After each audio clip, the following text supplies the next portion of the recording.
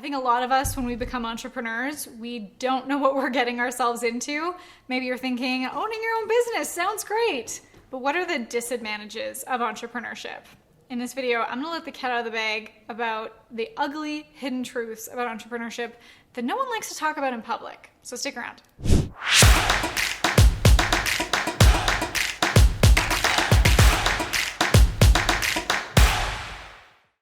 It's a 10-year overnight success. Most, if not all, newbie entrepreneurs jump into entrepreneurship head first, only to fall and break their necks. Perhaps maybe you were overhyped or overpromised by a marketing guru promising quick riches, but the reality of it is that it takes a long time to build a business. It's a long game. It's not this like, oh, I'm just gonna launch this and it's gonna be great and millions of dollars in my bank account and smooth sailing. Entrepreneurship is rarely like pushing a button and having it rain money on you. I wish they had that. Why haven't we not invented that yet? That's why you'll hear often in the entrepreneurial community, it's a marathon, not a sprint. I promise you, once you do have a system in place, you can have predictable income while you sleep. But until you actually put in that effort, you'll hardly see results that make you proud. So that was the first worst thing about entrepreneurship that no one told me about. Before I get into my second point, let me suggest I'd love for you to subscribe to this channel and also activate that notification bell. I have a few tips that I want to share with you about how to overcome these entrepreneurship hurdles in one piece. And you don't want to miss these upcoming episodes. Number 2, the smallest failure could look like a disaster. Entrepreneurship is a pretty wild ride. It's not necessarily for the faint of heart. So let me explain. First of all, sometimes you can strike gold at the first attempt. Sometimes you can work so hard on a product launch and have all the confidence in the world only to see it crash and burn. That's the reality of entrepreneurship. Unless you have a predictable system in place that you can depend on to generate income, you'll keep jumping from one failed idea to the next. Let me also state clearly that there is no failure in entrepreneurship. There's only feedback as long as you stay in the game. Failure is when you quit. Most newbie entrepreneurs and even members of my community have come to me upset or complaining about this product fail or that they lost a job, and I tell them it's okay and wake up. This is what you've signed up for. Entrepreneurship is a world of opportunities, and it's also a lifestyle of constant transition and personal development. Normally, I'm not that hard on my community, and I'm not always the tough love kind of person, but I strongly believe that you only fail when you give up. At the time, it might seem like the end of the world, but my advice to you is to pull yourself up and keep trying harder. Success is going to be waiting for you at the second or third or even 17th try. So just don't stop trying, because you'll never know when your idea will hit gold. And you could be 3 feet from gold right now. Number 3, the competition can be cutthroat and fierce. But one thing that I didn't expect is that the competition might also be with yourself. One thing that I wish I knew before starting my entrepreneurial journey is that competition can get tough sometimes. But you know what? After a few years of playing the entrepreneurship game, I came to believe that competitors are friends in disguise. Sometimes the people that are the hardest on you, the critics or the haters, are people that you outgrew, and your shine is triggering areas that are exposing them to their own weaknesses or areas that they can up-level. This competition might also be exposed to you through your own triggers, through competitiveness with yourself. I'll tell you that for myself, one of the biggest mindset shifts that I had to overcome in entrepreneurship was me operating from a belief that I have to prove myself.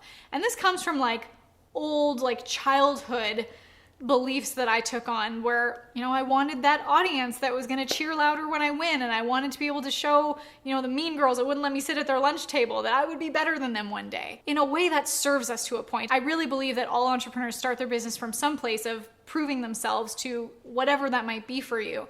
And it serves us to this point because it gives us this ambition, it gives us this little chip on the shoulder, which can be really strong motivation, but at some point you need to shift your fuel source from pain to purpose. Think about what that's like to constantly be living from a place of trying to prove yourself. I've lived there, constantly questioning if this is good enough, constantly living in the future of the next thing that I might do that will validate my feelings or that prove that I'm winning or that I'm right and that maybe the other people are wrong. That's a pretty exhausting place to live from. And it's not an easy thing to overcome. And a lot of people live in that subconsciously. They don't realize that that's the operating system that they're working from. I'm going to tell you more on this in a minute, but first, let me ask you, what's the one thing that you wish you knew before starting your entrepreneurship journey? I'm really curious to know, so tell me all about it in the comments section below. I'd love for you to make that mindset shift right now. If you're operating from a place of competitiveness or trying to prove your self-worth and find that external validation, you're probably also working from a place of scarcity. In reality, sometimes the people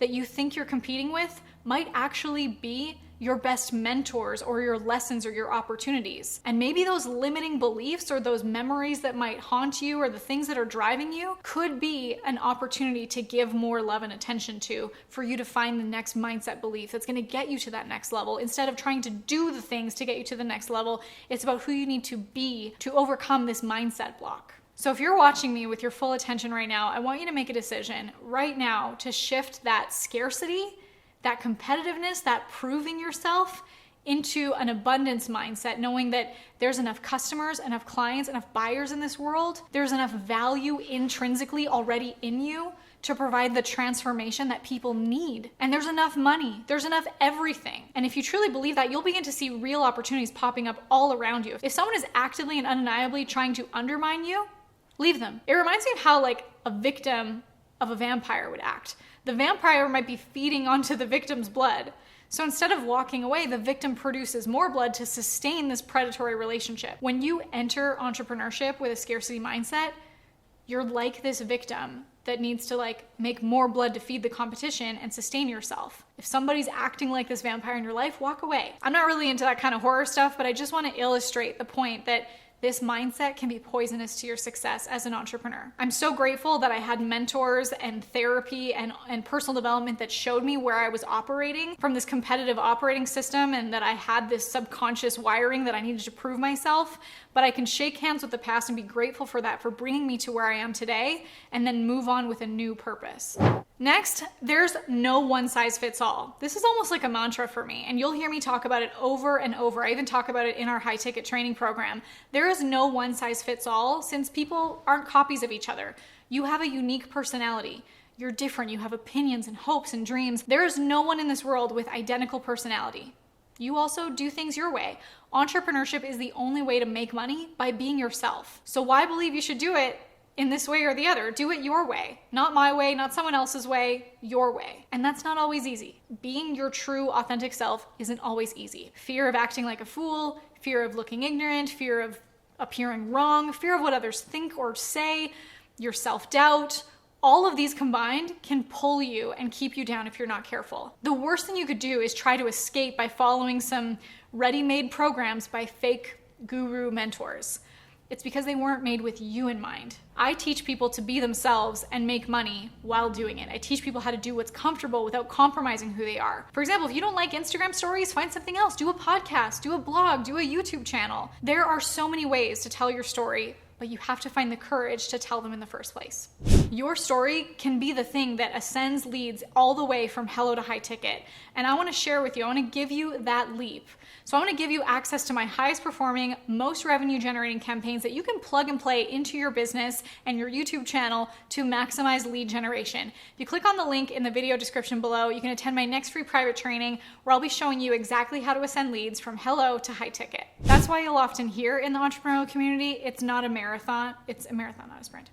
So that was the first thing about entrepreneurship that no one tells.